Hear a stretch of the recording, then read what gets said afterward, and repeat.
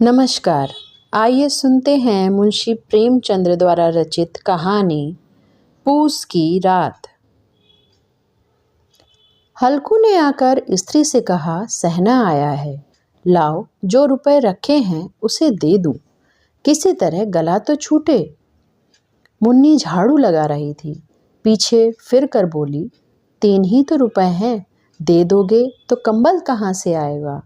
माघ पूस की रात हार में कैसे कटेगी। उससे कह दो फसल पर रुपए देंगे, अभी नहीं। हल्कू एक क्षण अनिश्चित दशा में खड़ा रहा। पूस सिर पर आ गया है, कंबल के बिना हार में रात को वह किसी तरह नहीं सो सकता। मगर सहना मानेगा नहीं, घुड़कियाँ जमावेगा, गालियाँ देगा।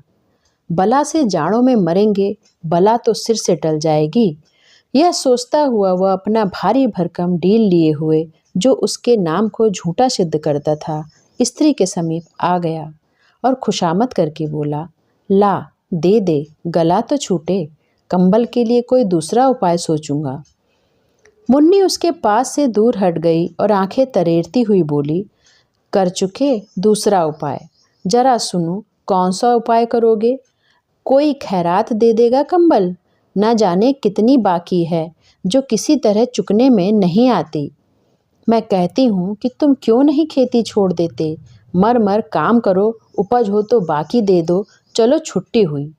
बाकी चुकाने के लिए तो हमारा जन्म हुआ है, पेट के लिए मजूरी करो, ऐसी खेती से बाज आए, मैं रुपए ना दूंगी ना दूंगी। हल्कू उदास होकर बोला, तो क्या गाली खाऊं। मुन्नी ने तड़प कर कहा, गाली क्यों देगा, क्या उसका राज है। मगर यह कहने के साथ ही उसकी तनी हुई भौएं ढीली पड़ गईं। हल्कू के उस वाक्य में जो कठोर सत्य था, वह मानो एक भीषण जंतु की भांति उसे घूर रहा था। उसने जाकर आले पर से रुपए निकाले और लाकर हल्कू के हाथ पर रख दिए। फिर बोली, तुम छोड़ दो अबकी से खेती, मजूरी से सुख से एक रोटी खाने को तो मिलेगी, किसी की धौंस तो न रहेगी। अच्छी खेती है, मजूरी करके लाओ, वह भी उसी में झोंक दो, उस पर से धौंस। हल्कू ने रुपए लिए और इस तरह बाहर चला मानो हृदय निकाल कर देने जा रहा हो। उसने मजूरी से एक एक पैसा काट काट कर 3 रुपए कंबल के लिए जमा किए थे। वे आज निकले जा रहे थे। एक एक पग के साथ उसका मस्तक अपनी दीनता के भार से दबा जा रहा था। पूस की अंधेरी रात, आकाश पर तारे ठिठुरते हुए मालूम होते थे। हल्कू अपने खेत के किनारे ऊख के पत्तों की छतरी के नीचे बांस के खटोले पर अपनी पुरानी गाड़े की चादर ओढ़े पड़ा कांप रहा था। खाट के नीचे उसका संगी कुत्ता जबरा पेट में मुंह डाले सर्दी से कूं कूं कर रहा था। 2 में से एक को भी नींद न आती थी। हल्कू ने घुटनियों को गर्दन में चिपकाते हुए कहा, क्यों जबरा, जाड़ा लगता है। कहता तो था घर में पुआल पर लेटे रहो, यहाँ क्या लेने आए थे, अब खाओ ठंड में। मैं क्या करूं, जानते थे मैं यहाँ हलवा पूरी खाने आ रहा हूँ, दौड़े दौड़े आगे आगे चले आए, अब रो नानी के नाम को। जबरा ने पड़े पड़े दुम हिलाई और अपनी कूं कूं को दीर्घ बनाता हुआ एक बार जम्हाई लेकर चुप हो गया। उसकी श्वान बुद्धि ने शायद ताड़ लिया, स्वामी को मेरी कूं कूं से नींद नहीं आ रही है। हल्कू ने हाथ निकालकर जबड़ा की ठंडी पीठ सहलाते हुए कहा, कल से मत आना मेरे साथ, नहीं तो ठंडे हो जाओगे। यह पछुआ न जाने कहाँ से बर्फ लिए आ रही है। उठूं फिर एक चलम भरूं, किसी तरह रात तो कटे। 8 चिलम तो पी चुका, पर खेती का मजा है। और एक एक भाग्यवान ऐसे पड़े हैं जिनके पास जाड़ा जाए तो गर्मी से घबरा कर भागे। मोटे मोटे गद्दे, लिहाफ, कंबल। मजाल है जाड़े का गुजर हो जाए। तकदीर की खूबी है, मजूरी हम करें, मजा दूसरे लूटेंगे। हल्कू उठा और गड्ढे में से जरा सी आग निकालकर चिलम भरी।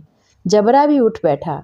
हल्कू ने चिलम पीते हुए कहा, पिएगा चिलम, जाड़ा तो क्या जाता है, हाँ जरा मन बहल जाता है। जबरा ने उसके मुंह की ओर प्रेम से झलकती हुई आंखों से देखा। हल्कू आज और जाड़ा खा ले, कल से मैं यहाँ पुआल बिछा दूंगा, उसी में घुसकर बैठना, तब जाड़ा ना लगेगा। जबरा ने अगले पंजे उसकी घुटनियों पर रख दिए और उसके मुंह के पास अपना मुंह ले गया। हल्कू को उसकी गर्म सांस लगी। चिलम पीकर हल्कू फिर लेटा और निश्चय करके लेटा कि चाहे कुछ भी हो, अब की सो जाऊंगा। पर एक ही क्षण से उसके हृदय में कंपन होने लगी। कभी इस करवट लेटता, कभी उस करवट, पर जाड़ा किसी पिशाच की भांति उसकी छाती को दबाए हुए था। जब किसी तरह न रहा गया तो उसने जबरा को धीरे से उठाया और उसके सिर को थपथपाकर उसे अपनी गोद में सुला लिया। कुत्ते की देह से न जाने कैसी दुर्गंध आ रही थी, पर उसे अपनी गोद में चिपटाए हुए वह ऐसे सुख का अनुभव कर रहा था जो इधर महीनों से उसे न मिला था। जबरा शायद समझ रहा था कि स्वर्ग यहाँ है, और हल्कू की पवित्र आत्मा में तो उस कुत्ते के प्रति घृणा की गंध तक न थी। अपने किसी अभिन्न मित्र या भाई को भी वह इतनी ही तत्परता से गले लगाता। वह अपनी दीनता से आहत न था, जिसने आज उसे इस दशा में पहुंचा दिया। नहीं, इस अनोखी मैत्री ने जैसे उसकी आत्मा के सब द्वार खोल दिए थे और उसका एक एक अणु प्रकाश से चमक रहा था। सहसा जबरा ने किसी जानवर की आहट पाई। इस विशेष आत्मीयता ने उसमें एक नई स्फूर्ति पैदा कर दी थी, जो हवा के ठंडे झोंकों को तुच्छ समझती थी। वह झटपट उठा और छतरी के बाहर आकर भौंकने लगा। हल्कू ने उसे कई बार चुमका कर बुलाया, पर वह उसके पास न आया। हार के चारों तरफ दौड़ दौड़ कर भौंकता रहा। एक क्षण के लिए आ भी जाता तो तुरंत ही फिर दौड़ता। कर्तव्य हृदय में अरमान की भांति उछल रहा था। 1 घंटा और गुजर गया। रात ने शीत को हवा में धधकाना शुरू किया। हल्कू उठ बैठा और दोनों घुटनों को छाती से मिलाकर सिर को उसमें छिपा लिया। फिर भी ठंड कम ना हुई। ऐसा जान पड़ता था सारा रक्त जम गया है, धमनियों में रक्त की जगह हिम बह रहा है। उसने झुककर आकाश की ओर देखा। अभी कितनी रात बाकी है। सप्तर्षि अभी आकाश में आधे भी नहीं चढ़े। ऊपर आ जाएंगे तब कहीं सवेरा होगा। अभी पहर से ऊपर रात है। हल्कू के खेत से कोई एक गोली के टप्पे पर आमों का एक बाग था। पतझड़ शुरू हो गई थी। बाग में पत्तियों का ढेर लगा हुआ था। हल्कू ने सोचा चलकर पत्तियां बटोरूं और उन्हें जलाकर खूब तापूं। रात को कोई मुझे पत्तियां बटोरते देखे तो समझे कोई भूत है। कौन जाने कोई जानवर ही छिपा बैठा हो। मगर अब तो बैठे नहीं रहा जाता। उसने पास के अरहर के खेत में जाकर कई पौधे उखाड़ लिए और उनका एक झाड़ू बनाकर हाथ में सुलगता हुआ उपला लिए बगीचे की तरफ चला। जबरा ने उसे आते देखा तो पास आया और दुम हिलाने लगा। हल्कू ने कहा, अब तो नहीं रह जाता जबरू, चलो बगीचे में पत्तियां बटोर कर तापें। टाटे हो जाएंगे तब फिर आकर सोएंगे। अभी तो रात बहुत है। जबरा ने कू कू करके सहमति प्रकट की और आगे आगे बगीचे की ओर चला। बगीचे में खूब अंधेरा छाया हुआ था और अंधकार में निर्दय पवन पत्तियों को कुचलता हुआ चला जाता था। वृक्षों से ओस की बूंदें नीचे टप टप टपक रही थी। एकाएक एक झोंका मेहंदी के फूलों की खुशबू लिए हुए आया। हल्कू ने कहा, कैसी अच्छी महक आई जबरू, तुम्हारी नाक में भी कुछ सुगंध आ रही है। जबरा को कहीं जमीन पर एक हड्डी पड़ी मिल गई थी। उसे निचोड़ रहा था। हल्कू ने आग जमीन पर रख दी और पत्तियां बटोरने लगा। जरा देर में पत्तियों का एक ढेर लग गया। हाथ ठिठुरे जाते थे, नंगे पांव गले जाते थे और वह पत्तियों का पहाड़ खड़ा कर रहा था। इसी अलाव में वह ठंड को जलाकर भस्म कर देगा। थोड़ी देर में अलाव जल उठा।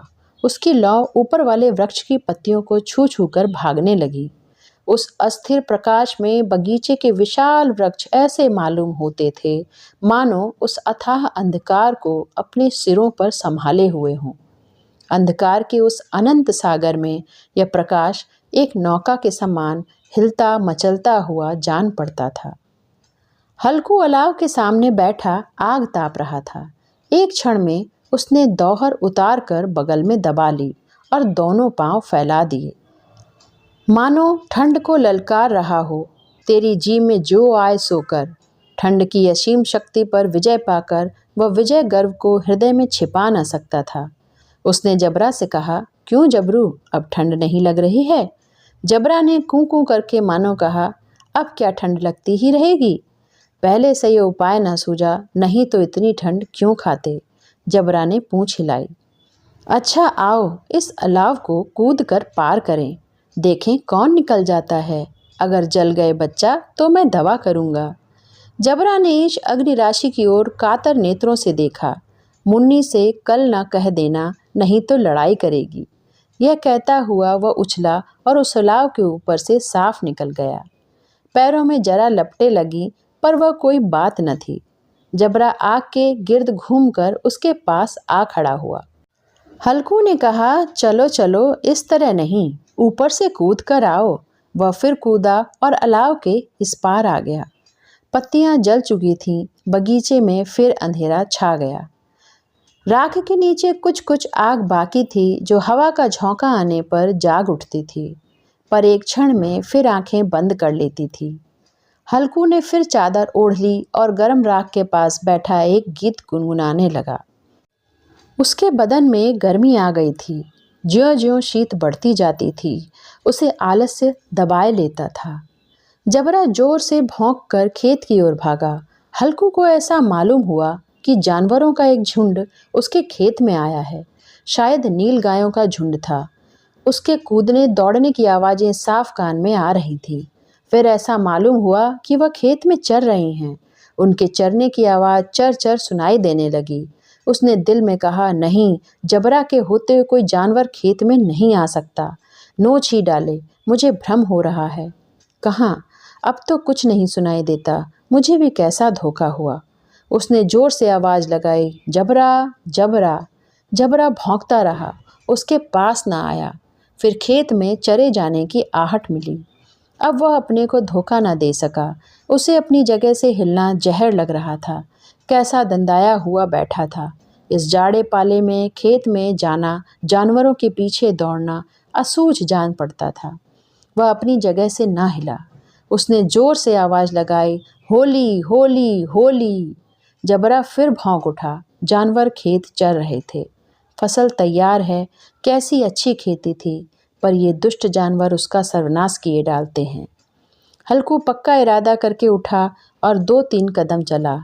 एकाएक हवा का ऐसा ठंडा चुभने वाला, बिच्छू के डंक का सा झोंका लगा कि वह फिर बुझते हुए अलाव के पास आ बैठा और राख को कुरेद कर अपनी ठंडी देह को गरमाने लगा। जबरा अपना गला फाड़े डालता था। नील गाय खेत का सफाया किए डालती थी और हल्कू गरम राख के पास शांत बैठा हुआ था। अकर्मण्यता ने रस्सियों की भांति उसे चारों तरफ से जकड़ रखा था। वह उसी राख के पास गरम जमीन पर चादर ओढ़कर सो गया। सवेरे जब उसकी नींद खुली, तब चारों तरफ धूप फैली हुई थी और मुन्नी कह रही थी, क्या आज सोते ही रहोगे? तुम यहाँ आकर रम गए और उधर सारा खेत चौपट हो गया। हल्कू ने उठकर कहा, क्या तू खेत से होकर आ रही है? मुन्नी बोली, हाँ, सारे खेत का सत्यानाश हो गया। भला ऐसा भी कोई सोता है? तुम्हारे यहाँ मड़ैया डालने से क्या हुआ? हल्कू ने बहाना किया, मैं मरते मरते बचा, तुझे अपनी खेत की पड़ी है। पेट में ऐसा दर्द हुआ कि मैं नहीं जानता हूँ। दोनों फिर खेती की डांड पर आए। देखा सारा खेत रौंदा पड़ा हुआ है। जबरा मड़ैया के नीचे चित्त लेटा है, मानो प्राण ही ना हो। दोनों खेत की दशा देख रहे थे।